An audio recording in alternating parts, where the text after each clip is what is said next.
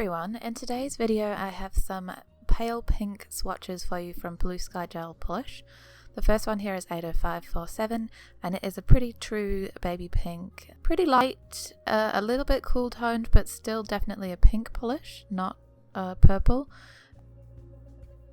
I had way too much polish on my brush, but it was like a pretty new bottle, so the brush was very loaded. You can definitely do 2 coats, especially if you're careful with your application. Make sure you don't leave any brush strokes behind. I like to do 3 and it definitely gives enough coverage in 3 coats. Really nice colour, and I think it would suit most skin tones.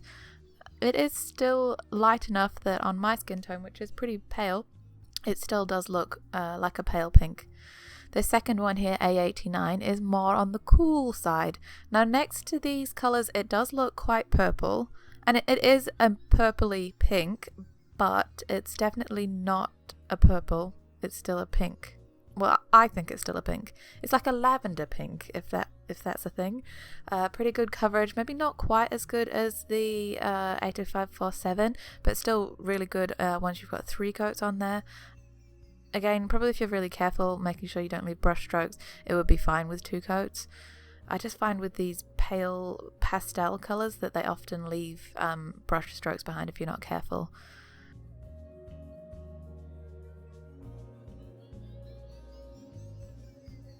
The colour here is DC99, and this is probably the sheerest of the 4 pinks that I'm showing you today. It is still full coverage once you do 3 coats, but it's more of a jelly than a cream, if that makes sense. It's quite similar to the first one, 80547, but maybe a shade darker and maybe slightly more purple, but very similar. If I had to pick between the 2, I'd probably go with 80547. A lot of these colours are very similar, and I do have a whole bunch more pale pinks if you want to see all of my pale pinks maybe in one video together.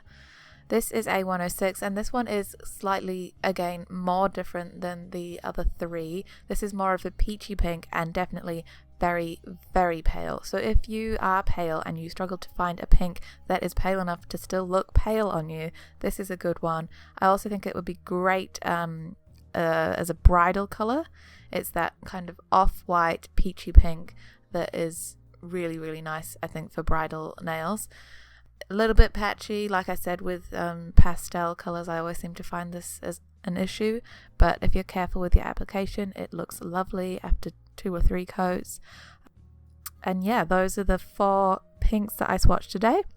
Like I said, I do have quite a few pale pinks. On my search for the perfect pale pink, I have bought a lot of pale pinks. So if you'd like to see them all next to each other in a video, just let me know.